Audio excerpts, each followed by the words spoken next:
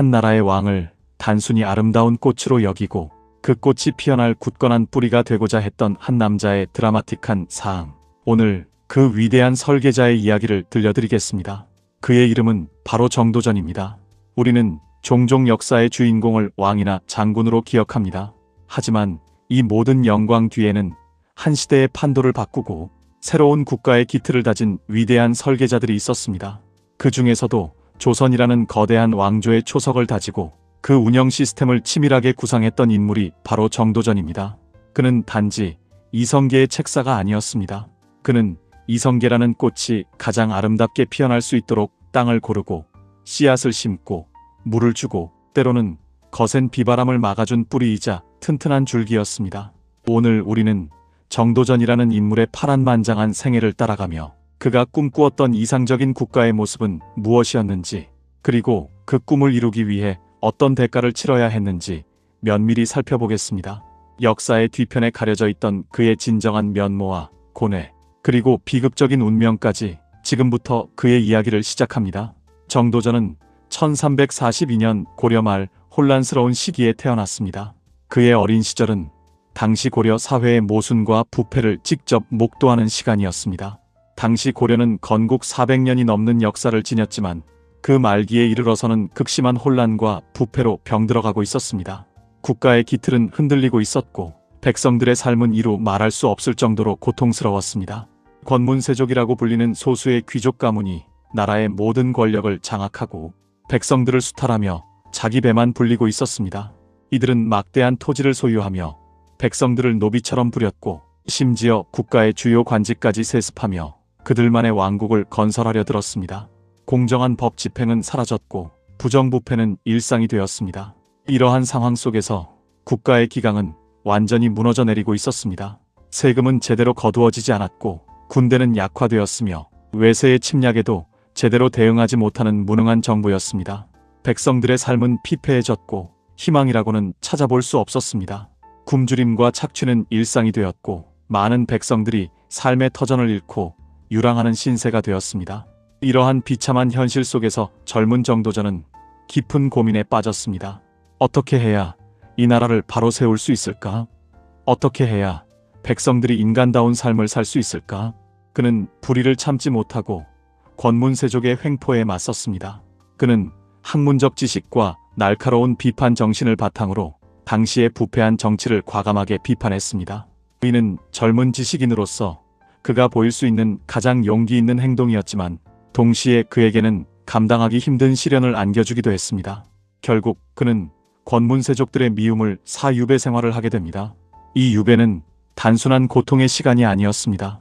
오히려 정도전에게는 세상을 더 깊이 통찰하고 새로운 국가에 대한 비전을 다듬는 소중한 기회가 되었습니다. 유배지에서 그는 백성들의 비참한 삶을 더욱 가까이서 지켜보며 그들의 고통과 아픔을 몸소 느끼게 됩니다. 그리고 그는 깨달았습니다. 낡은 체제를 완전히 뒤엎고 새로운 나라를 세우는 것만이 유일한 해결책이라는 것을 말입니다. 고려라는 낡은 배는 이미 침몰 직전이었고 더 이상 작은 수선으로는 고칠 수 없는 지경에 이르렀다는 것을 깨달았던 것입니다. 이때 그의 머릿속에는 오직 백성을 위한, 백성이 주인 되는 나라를 만들겠다는 확고한 신념이 확고히 자리 잡게 됩니다. 그 신념은 그의 삶의 나침반이 되었고 훗날 조선 건국의 위대한 설계자로 그를 이끌었습니다. 오랜 유배 생활을 마치고 돌아온 정도전의 눈에 들어온 인물이 있었으니 바로 이성계였습니다.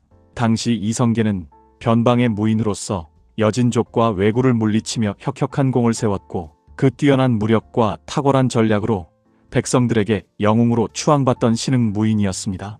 그의 명성은 파죽지세로 고려 전역에 퍼져나갔습니다.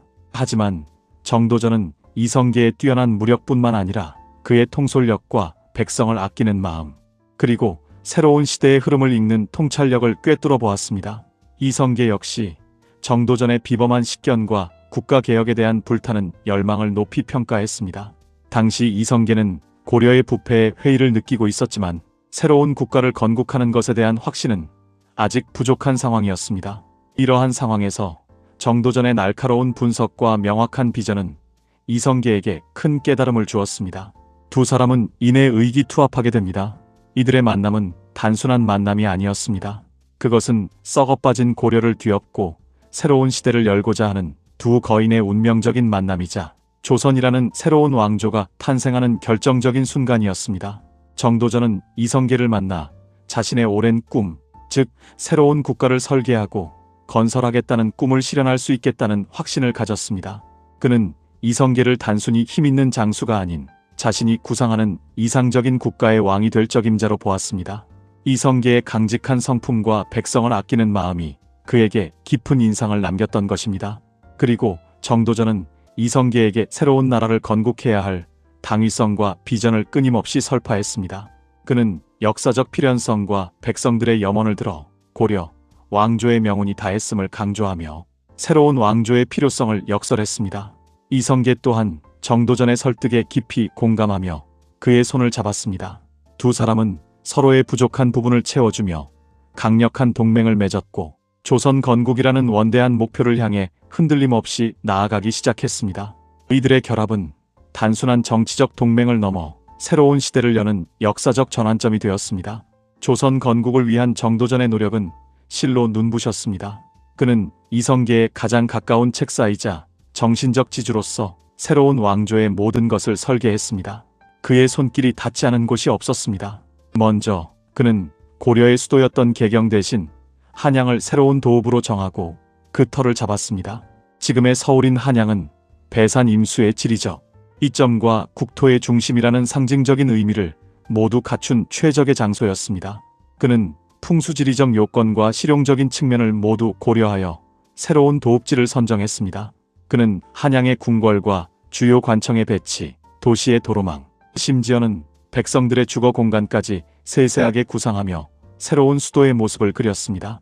그의 머릿속에는 이미 완벽한 도시의 청사진이 그려져 있었던 것입니다. 경복궁, 근정전, 흥인지문, 숙정문, 숭례문, 돈이문 등 우리가 오늘날 익히 알고 있는 많은 이름들이 바로 정도전의 손에서 탄생했습니다. 이 이름들은 단순한 명칭이 아니었습니다. 각각의 이름에는 유교적 이념과 새로운 국가가 나아가야 할 방향이 담겨 있었고 백성들에게 희망을 주고자 하는 그의 염원이 깃들어 있었습니다. 예를 들어 경복궁은 큰 복을 누리기를 기원한다는 의미를 담고 있으며 이는 새로운 왕조가 백성들에게 큰 행복을 가져다 주기를 바라는 정도전의 마음이 담겨 있습니다. 근정전은 부지런히 정치하면 나라가 안정된다는 뜻을 내포하고 있으며 이는 왕과 신하들이 한마음으로 국정에 임해야 한다는 그의 정치 철학을 보여줍니다. 흥인지문은 동쪽을 지키는 문으로 인을 흥하게 한다는 의미를, 숭례문은 남쪽을 지키는 문으로 예를 숭상한다는 의미를 담고 있습니다. 이처럼 정도전은 단순히 건물의 이름을 짓는 것을 넘어 그 이름 안에 새로운 나라의 철학을 담아내고자 했던 것입니다. 그의 설계는 단순한 건축 계획을 넘어선 국가의 정신을 담는 작업이었습니다. 또한 정도전은 조선이라는 새로운 국가의 통치 시스템을 구축하는데 결정적인 역할을 했습니다. 그는 조선 경국전이라는 책을 편찬하여 국가 통치 규범을 체계화했습니다. 조선 경국전은 마치 현대 국가의 헌법과 같은 역할을 했습니다. 이 책에는 국가의 조직, 관료들의 역할, 재정 운영 방식, 법률, 군사제도 등 나라를 다스리는 데 필요한 모든 원칙과 규정이 꼼꼼하게 담겨 있었습니다. 정도전은 이 책을 통해 왕권과 신권의 조화를 추구하고 능력에 따라 인재를 등용하며 백성을 위한 정치를 펼쳐야 한다는 자신의 정치 이념을 확고히 했습니다. 그는 왕이 절대적인 권력을 휘두르는 것이 아니라 신하들과 함께 백성을 위해 봉사해야 한다는 재상 중심의 정치 체제를 꿈꾸었습니다. 이는 당시의 왕권 중심적인 사상과는 매우 다른 혁신적인 생각이었습니다. 그는 왕이 하늘의 뜻을 받들어 통치하지만 실질적인 국정 운영은 유능한 재상이 맡아야 한다는 그의 확고한 신념에서 비롯된 것이었습니다. 그는 왕이 꽃이라면 재상은 그 꽃을 피우는 뿌리이자 줄기라고 생각했습니다. 즉, 왕은 국가의 상징적인 존재로 존경받아야 하지만 나라의 실제적인 운영은 전문성과 능력을 갖춘 재상과 신하들이 담당해야 한다는 것이 그의 핵심 사상이었습니다. 이는 특정 개인의 독단적인 통치를 막고 합리적이고 안정적인 국가 운영을 도모하려는 그의 깊은 의도가 담겨 있었습니다. 그의 이러한 정치 사상은 후대에 많은 영향을 미쳤으며 조선시대 정치 체제의 중요한 특징 중 하나로 자리 잡았습니다. 정도전은 단순히 나라를 세우는 것을 넘어 그 나라가 오랫동안 지속될 수 있는 견고한 시스템을 설계하고자 했던 것입니다. 조선 건국 과정에서 정도전은 수많은 난관에 부딪혔습니다. 특히 고려의 충신이었던 정몽주와의 대립은 피할 수 없는 운명과도 같았습니다. 정몽주는 고려 왕조에 대한 충성심이 매우 강한 인물이었습니다. 그는 고려를 지키기 위해 필사적으로 노력했고 이성계와 정도전의 역성혁명에 강력하게 반대했습니다. 정몽주는 이성계가 위화도 회군을 통해 군사적 실권을 장악한 이후에도 고려의 마지막 보루로서 이성계를 견제하고 고려를 재건하려 했습니다. 정도전은 정몽주를 설득하기 위해 여러 차례 노력했지만 결국 두 사람은 다른 길을 갈 수밖에 없었습니다.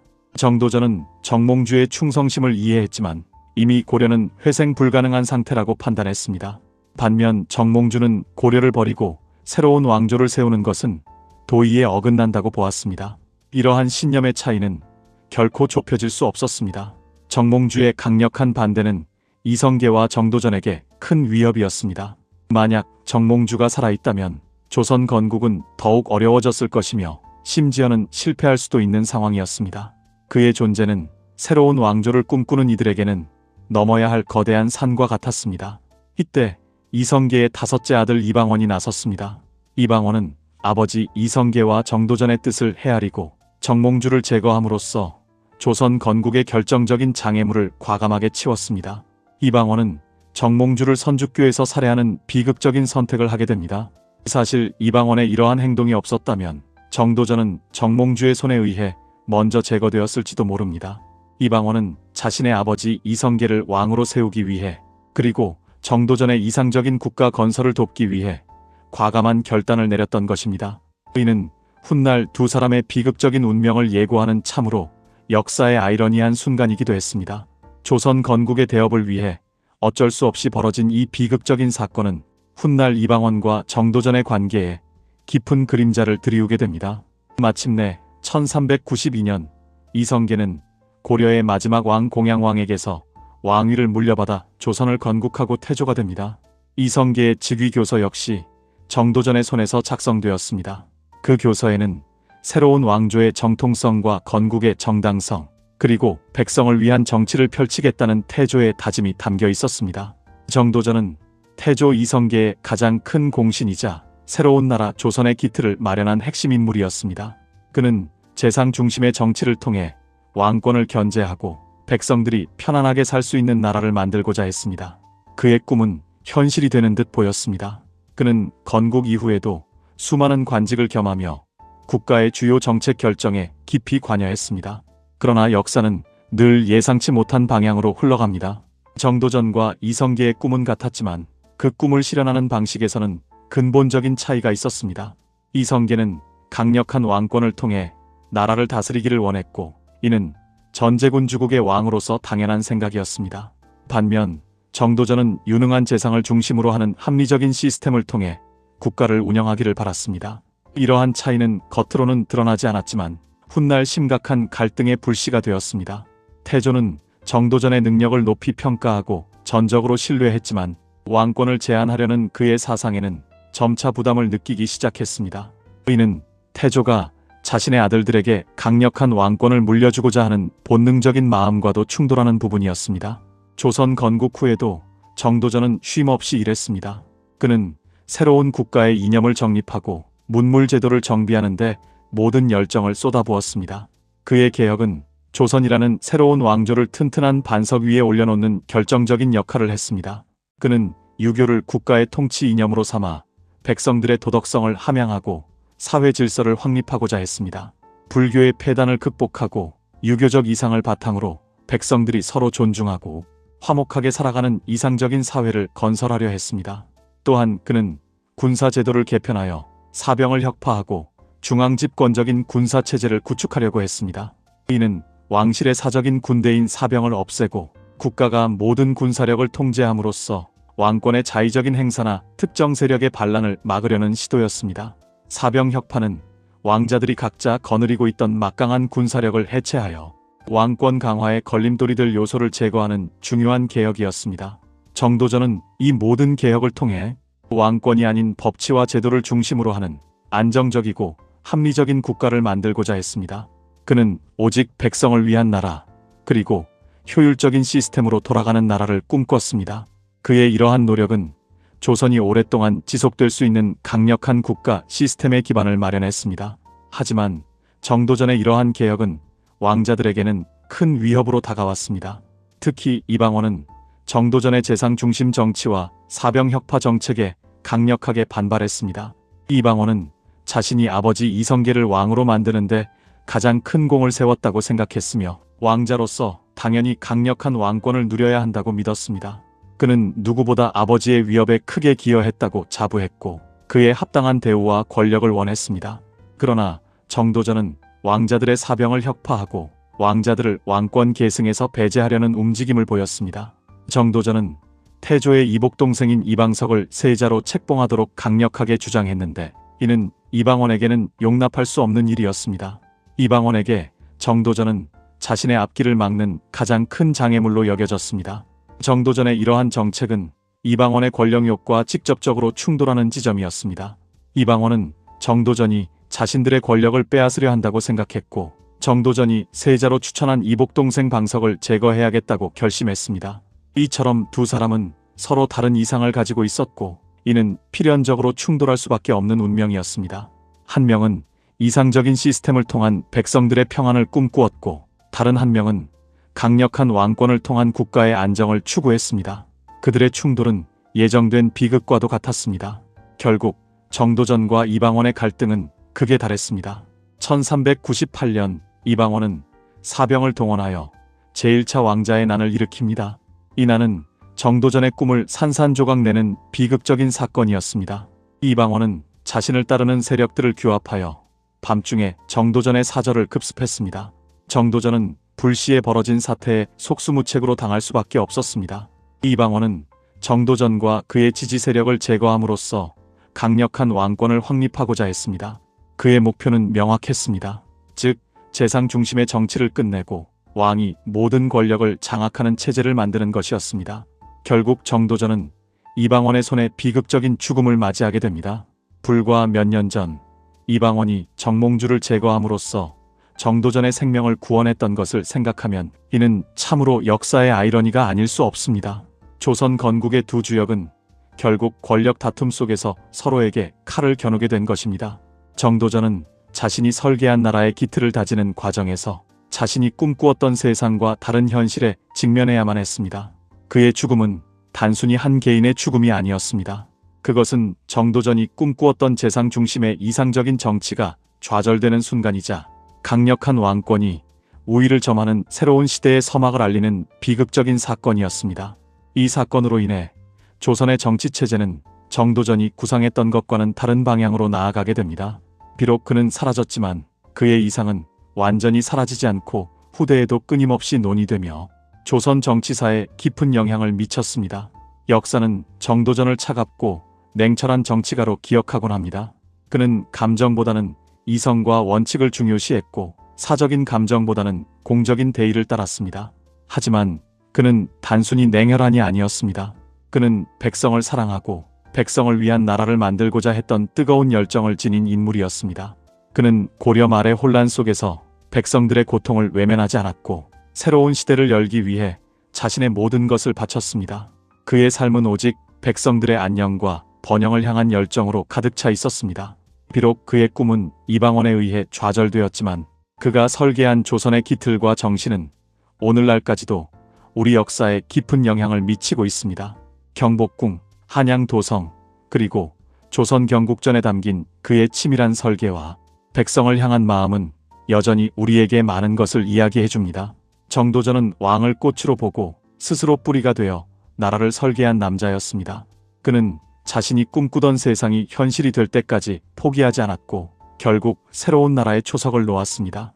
그의 삶은 비록 비극으로 끝났지만 그의 이상과 노력은 영원히 기억될 것입니다. 그의 이름은 조선이라는 나라와 함께 영원히 빛날 것입니다.